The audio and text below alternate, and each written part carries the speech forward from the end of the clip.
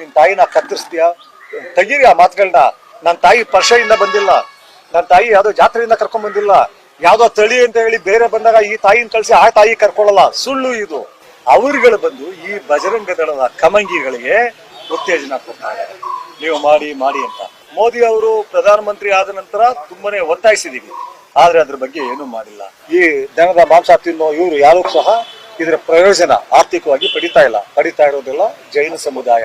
ಇವತ್ತು ಬ್ರೆಜಿಲ್ ಮತ್ತು Australia ಹಿಂದಿಕ್ಕಿ ನಮ್ದಿದೆ.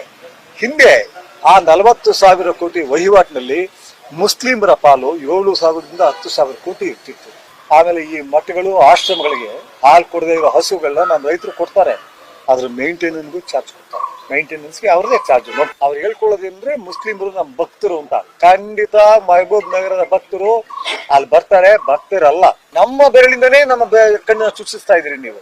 Stop this nonsense. ಈ ಕ್ಷಣದಲ್ಲಿ ಜ್ವಲಂತ ಸಮಸ್ಯೆಯಾಗಿರುವುದು ಗೋ ಹತ್ಯೆ ಕಾನೂನಿನ ಆ ನಿಷೇಧವನ್ನ ವಾಪಸ್ ತೆಗೆದುಕೊಳ್ಳಿ ಅಂತ ಹೇಳಿ ನಾವು ದ್ರಾವಿಡ ಸಂಘದಿಂದ ಒತ್ತಾಯಿಸ್ತೀವಿ.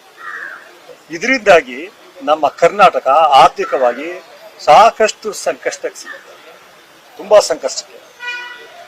ರೈತರುಗಳಿಗೆ ಹಾಲು ಕೊಡದ ಹಸುವನ್ನ ಮೇಂಟೈನ್ ಮಾಡೋದಕ್ಕೆ ಸಾಧ್ಯನೇ ಆಗ್ತದೆ. ಹಾಲು ಕೊಡದ ಹಸುವನ್ನ, ಒಂದು ಹಸುವನ್ನ ನೋಡ್ಕೋಬೇಕಾದ್ರೆ 4 ಮಕ್ಕಳ ಜವಾಬ್ದಾರಿ ತಗೋಬೇಕಾಗುತ್ತೆ ಮತ್ತು ಅಷ್ಟೇ ಖರ್ಚಾಗುತ್ತೆ. ಅಷ್ಟು ಖರ್ಚು ನಾವು ರೈತರು ಹೇಳ್ತಾರೆ. ನಂಬರ್ 1. ನಂಬರ್ 2, ಇದನ್ನ ಮಾಡ್ತಾ ಇರೋ ಜನಗಳು ಕೇವಲ ಬಜರಂಗ ದಳ ಅಥವಾ ಗೋ ಸಂರಕ್ಷಣಾ ಸಂಘ ಇಂಥವು ಮಾತ್ರ ಅಲ್ಲ, ಇದರ ಹಿಂದೆ ಇರೋದು ಜೈನ ಸಮುದಾಯ.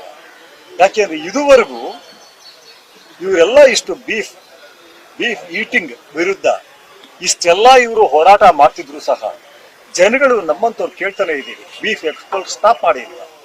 20 ವರ್ಷದಿಂದ ಕೇಳ್ತಿದ್ದೀವಿ. ಮೋದಿ ಅವರು ಪ್ರಧಾನಮಂತ್ರಿ ಆದ ನಂತರ ತುಂಬಾನೇ ಒತ್ತಾಯಿಸಿದೀವಿ, ಆದ್ರೆ ಅದ್ರ ಬಗ್ಗೆ ಏನೂ ಮಾಡಿಲ್ಲ. ಕಾರಣ ಒಂದೇನೆ, ಆದ್ರೆ ಇಡೀ ಹಿಡಿತ ಜೈನ ಸಮುದಾಯದ ಕೈಲಿದೆ. ವಾರ್ಷಿಕ 40,000 ಕೋಟಿ ವಹಿವಾಟು. ಅವರುಗಳು ಬಂದು ಈ ಬಜರಂಗ ದಳದ ಕಮಂಗಿಗಳಿಗೆ ಉತ್ತೇಜನ ಕೊಡ್ತಾರೆ, ನೀವು ಮಾಡಿ ಮಾಡಿ ಅಂತ. ಯಾಕೆ ಇವರು ಬರೀ ಮುಸ್ಲಿಂ ಬೀಫ್ ಅಂದ ತಕ್ಷಣ ಮುಸ್ಲಿಂ ಜೊತೆ ಇರೋರು ಅಂತ ಹೇಳ್ತಿದ್ದಾರೆ ಹೊರತು ದಲಿತರ ಆಹಾರ ಪದ್ಧತಿ ಅನ್ನೋದನ್ನ ಅಪ್ಪಿತಪ್ಪಿನೂ ಹೇಳ್ತಾ ಇಲ್ಲ. ದಲಿತರ ಬಗ್ಗೆ ಉಸಿರೇ ಹಚ್ಚುತ್ತಾ ಇಲ್ಲ. ಅವರು ಹಿಂದೂಗಳ ಭಾಗ ಅನ್ನೋ ಕಾರಣ ಅಲ್ಲ, ದಲಿತರು ಈ ಎಕ್ಸ್ಪೋರ್ಟ್ ಬಿಸ್ನೆಸ್ ನಲ್ಲಿ ಇಲ್ಲ. ಅಥವಾ ಬೇರೆ ಕ್ರಿಶ್ಚಿಯನ್ಸ್ ಆಗಲಿ ಅಥವಾ ಬೇರೆ ಜನಗಳು ಈ ದನದ ಮಾಂಸ ತಿನ್ನೋ ಇವರು ಯಾರು ಸಹ ಇದರ ಪ್ರಯೋಜನ ಆರ್ಥಿಕವಾಗಿ ಪಡಿತಾ ಇರೋದಿಲ್ಲ ಜೈನ ಸಮುದಾಯ. ಇದ್ರಲ್ಲಿ ನನ್ನ ಮಾತನ್ನು